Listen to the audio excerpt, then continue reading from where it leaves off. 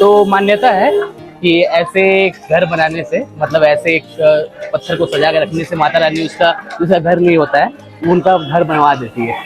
चलिए माता रानी के आशीर्वाद से हम भी एक ट्राई करते हैं और माता रानी के ऊपर छोड़ देते हैं, मेरा घर बन पाएगा कि नहीं।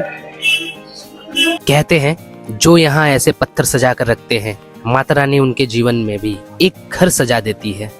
शायद ये सिर्फ पत्थर नहीं, ये हर किसी की एक छोटी सी उम्मीद है, एक ख्वाब है अपना एक आशियाना होने का।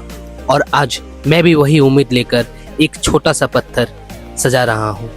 न जाने कब कैसे, पर भरोसा है कि माता रानी सब देख रही है, क्योंकि यहाँ हर रखा हुआ पत्थर सिर्फ पत्थर नहीं होता, वो किसी की दुआ होती है। और अब मेरी भी एक दुआ इन पत्थरों के बीच जुड़ गई है।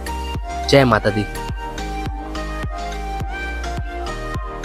लगाओ जयकारा शेरा वाली दा, बोलो साचे दरबार की जय माता दी।